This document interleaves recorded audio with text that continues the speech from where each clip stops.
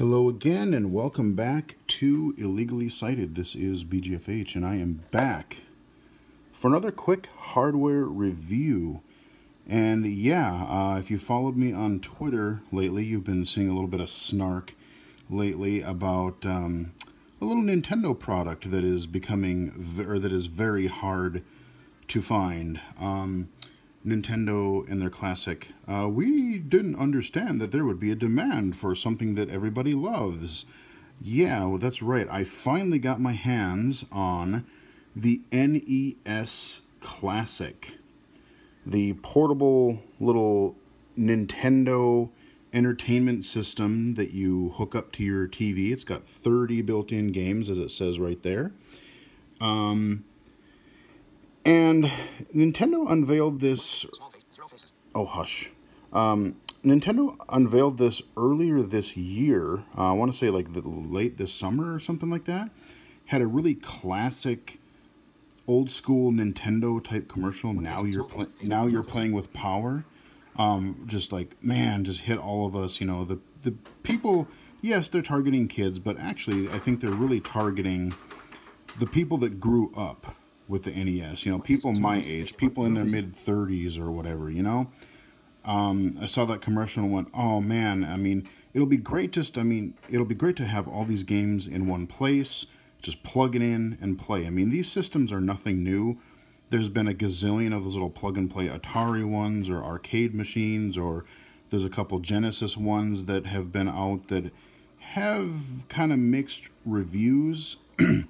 The difference between the NES Classic and all of those is that this little guy is actually made by Nintendo. So the quality level is going to be a lot better. You know, it's not some third party just hacking together some ROMs, dumping them in, not really making sure that things work right, or a really crappy controller, that kind of a thing. So here is the box, which I don't even really remember. I'd have to go online and look at the original NES box, but it evokes this really like, oh yeah, the old school Nintendo thing, you know?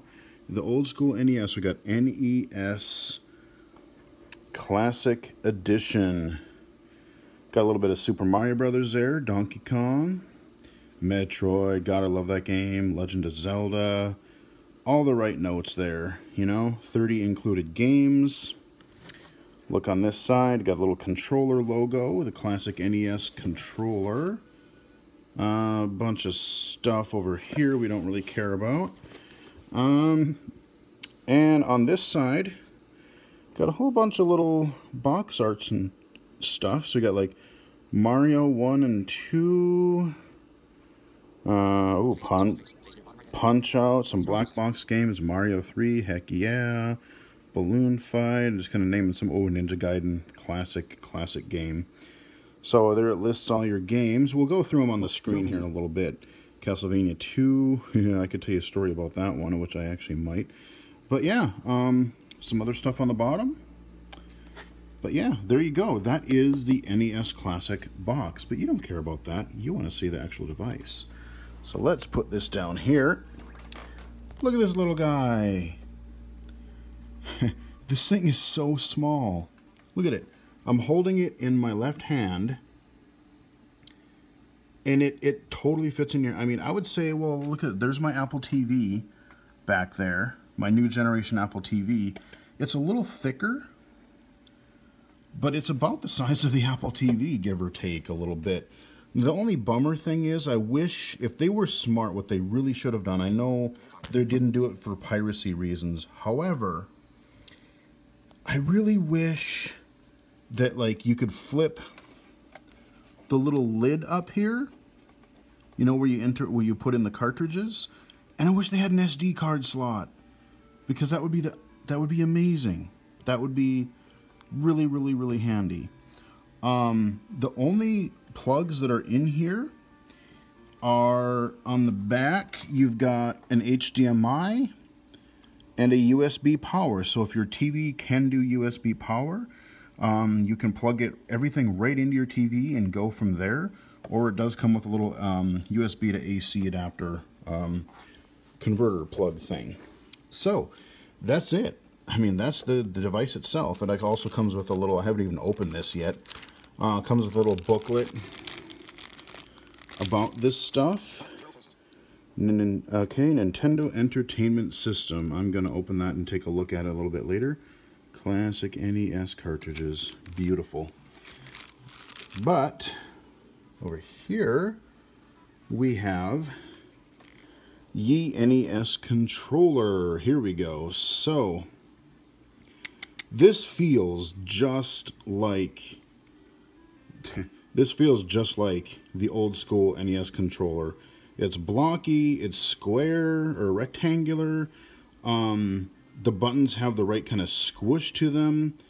If I didn't know any better, this could be just a regular controller. It's got to be very close, at least from my memory. I haven't held an original NES controller in a little while, but there you go. And what I will say, being older and having big hands now, it's not the most comfortable thing in the world if you're an adult. And when I remember back in the day, I used to, you know, everyone holds the controllers with and plays with their thumbs. I was that weird kid who used to hold it like this, and I always thought it was better to play like this because then I could have in my right hand there, I could put one finger on the buttons. I can just, you know, especially games where you had to mash the buttons really fast. I would play it like this, and I can't. The buttons feel a little bit stiffer than I remember, and maybe they just got to get broken in a little bit. But it's really funny because I'm trying to play it and going, wow, how did I play it like that? I've gotten so used to doing the regular thumb. I mean, you can't hold a modern controller like this; it'd be impossible to play. But it was just kind of a fun little thing I discovered. So yeah, that is the hardware. Now, the main thing that people are complaining about. Actually, before I talk about that, so the front of it, there are two ports. They use the same type of plug that you would plug your, like a controller plus into like a Wii remote. So if you have like a controller pro or something like that, you can plug that in to be as a second player. And you can buy an additional controller like this for another $10. So you can do that if you want to. But the main complaint that people have, I'm trying not to pull it out. This is as long as the cord is, right here. I'm holding, it's literally like 2 feet maybe, if you're lucky. Now for me it's not a problem because I generally have to sit up pretty close to a screen in general.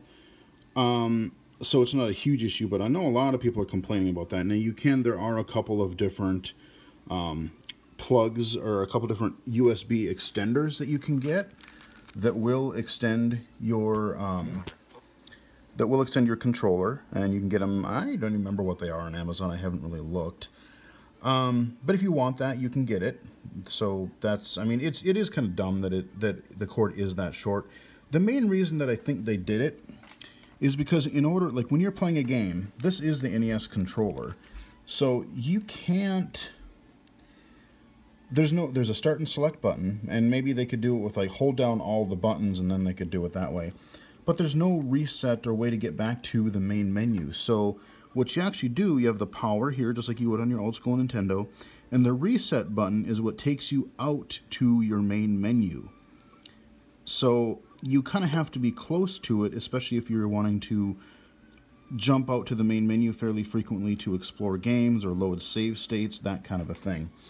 So here we go. We've got a little bit of gameplay on the screen here in a little demo mode. But let's touch the controller here and see if we can trigger some stuff. Okay, so here is your interface. I know this is going to be a little bit of guerrilla photography here, but you just basically have these covers of all the NES games, and I can left and right D-pad arrow through them. There is a nice little text description of what they are. Now if I hit up, I can get my screen options. Let's pop into there real quick just to show you. So I just have it the regular here, but you can stretch the image out a little bit if you want. You can do what they call picture perfect mode, which I think is like a different little resolution thing and just tries to, I guess it makes it a little clearer or something. I've kept it, I've liked the default, so I've just kept it there. I'll play around with some of the other ones. But the games actually look pretty darn good on HDMI. I do notice a little bit of lag. I tried to play Punch-Out last night and discovered, oh god, do I suck. I do not have my skills that I used to have for that. So let's take a look at the library, because this is the important part. You have 30 games. You can't add other ones via the internet or SD card. So what you have, what you have here is what you get. So we have, let's start at the beginning. Okay, so we have,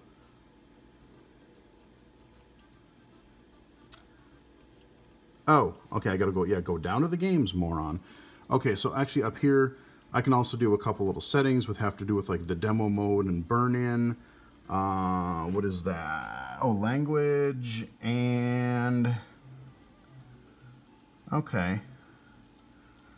We got like user manuals there, and okay, legal stuff, legal mumbo jumbo. So let's go back down to the thing here. Now on any of these games, what is cool is that if I hit down, I get 4 save slots, 4 save states that I can use, and they are per each game. We have tested this. So you can save 4 different states, which is actually great, especially for longer games. You know, there's a Final Fantasy on here. Zelda, I know that has a cartridge save, but you could do a save state there. Or even just really freaking hard games, you know, like Ninja Gaiden. Oh, I played that back in the day. Hard game, but great. So let's take a look at what we got here. We've got Balloon Fight. Okay. Oh, let's get out of there. Balloon Fight. Bubble Bobble. What do we got here? Castlevania. Castlevania 2, Simon's Quest. Donkey Kong Jr. Double Dragon 2, The Revenge. Interestingly, they don't have the first one, but I do remember really liking the second Double Dragon, at least the first part. The second half of Double Dragons always ticked me off because you went from fighting to really bad platforming, and they all seem to do this. And they just weren't that good, like later on. Anyway, Double Dragon 2, The Revenge, Dr. Mario, hell yeah, I had a lot of fun playing that back in the day. Okay, Excite Bike. Just kind of showing you the little pictures here. Okay, Final Fantasy. Galaga, my dad loved that game. Alright, oh, Ghosts and Goblins, that game is so hard, I don't even bother with that game. Gradius, Ice Climbers, Kid Icarus, Kirby's Adventure, I gotta play that, I really missed out on that one.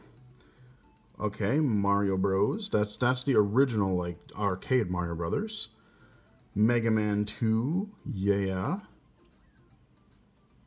I thought they had Mega Man 3 here, too. Huh, okay, well, Metroid, Ninja Gaiden, Pac-Man, alright, Punch-Out, Boo, Dr. Dream version, or Mr. Dream version. No Mike Tyson for us. Star Tropics, Super C, no original Contra. Again, some really interesting choices here. I don't know if there's some licensing stuff with the original Contra. I mean, Super C's not bad. It's really hard. But, you know, most people are a lot more familiar with the original Contra. Super Mario Brothers, Super Mario Brothers 2, Super Mario Brothers 3. What did I do here? Whoops.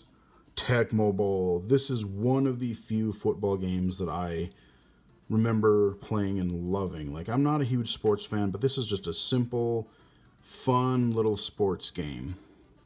I played it a little bit last night, and I'm kind of getting a little bit back into it again, but I suck. Like I said, my old school gaming skills is they've degraded over the years, definitely.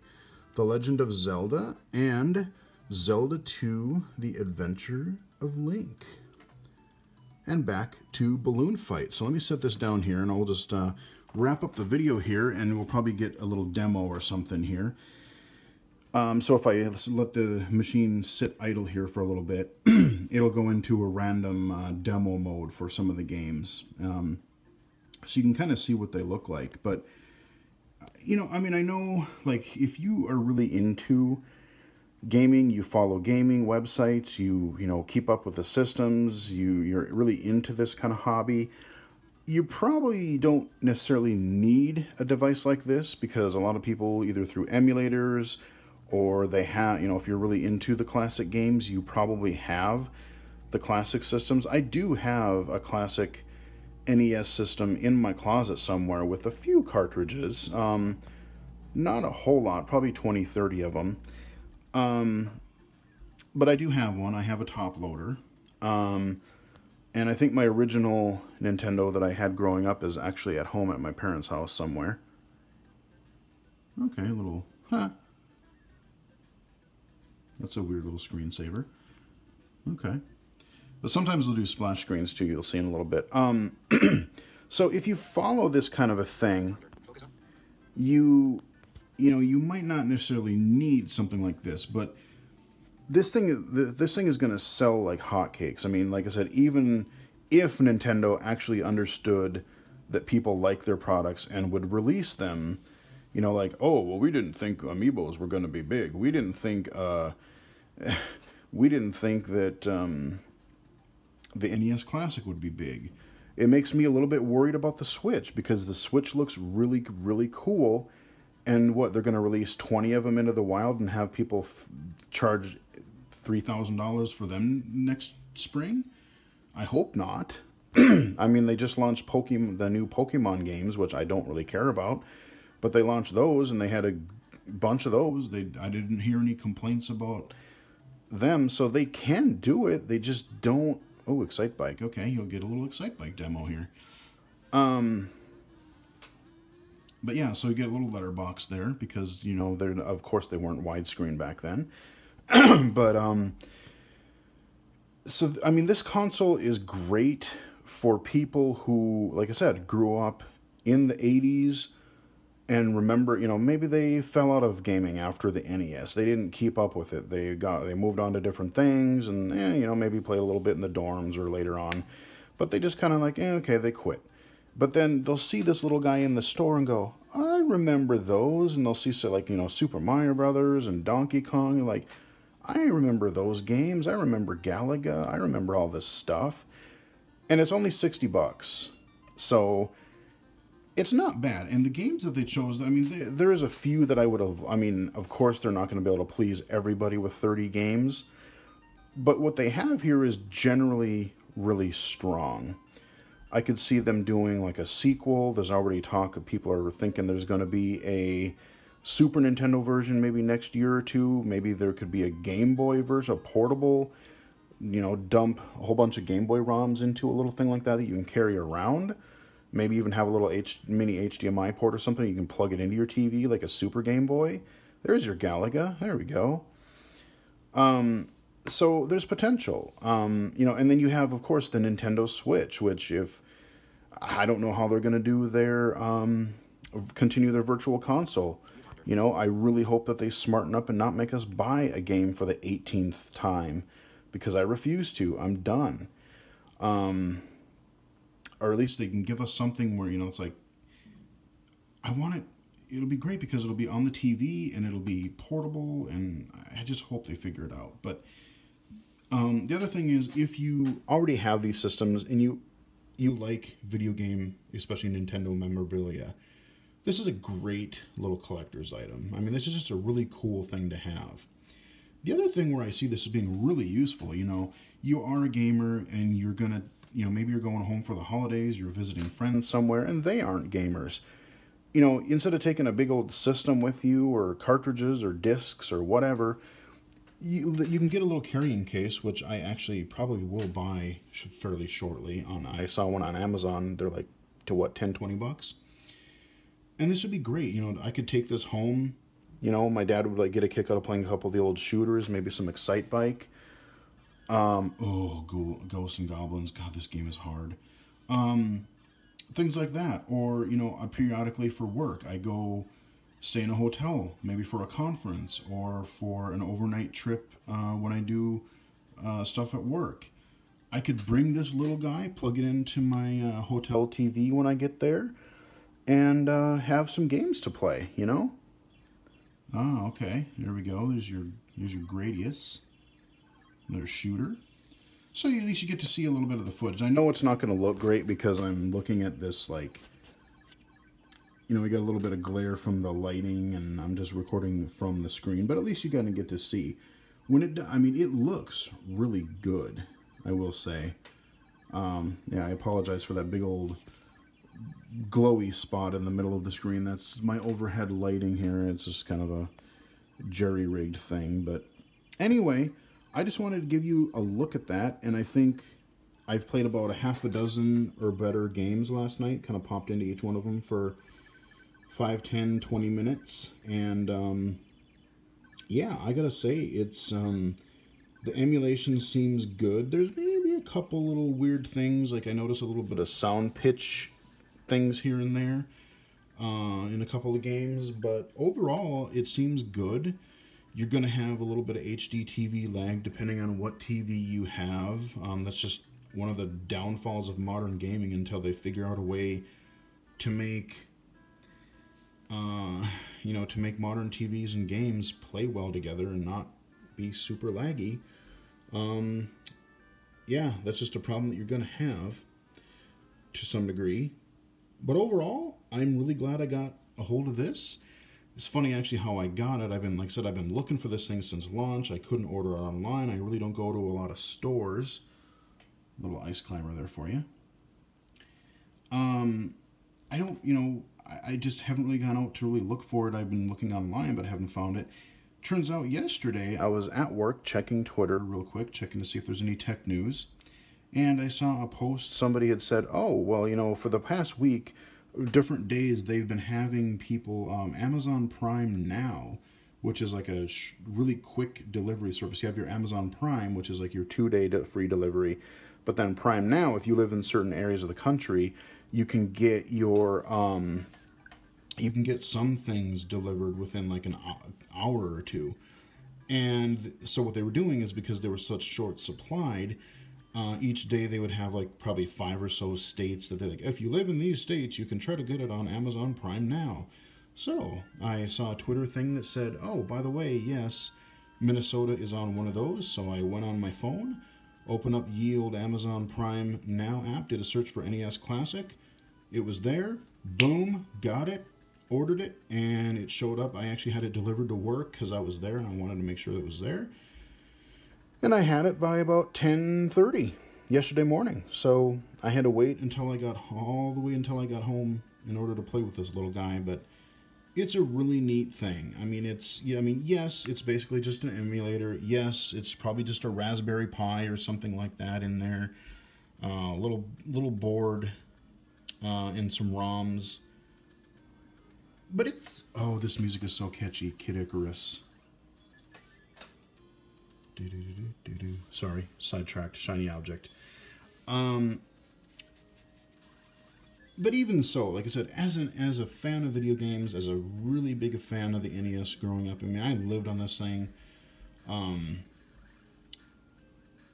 know, like I said, I could tell you stories like, you know, my mom always used to hide the controllers because I would always want to play them and like not get work done when I was, you know, supposed to be doing chores on the farm, and they'd take off for a little while. Or the Castlevania 2 one, you know, there's just some really obscure crap in that game where like, oh, get a certain crystal and duck in front of this wall or duck in front of this lake. How in the hell are you supposed to know that without Nintendo Power? And I didn't always have that.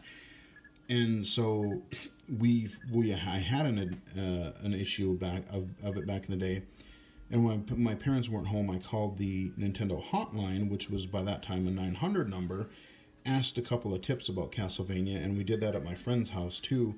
Yeah, our parents weren't very happy about that. Like, oh, it'll only take me a couple minutes. It was like some ungodly, you know, charge your parents' phone bill up the ass.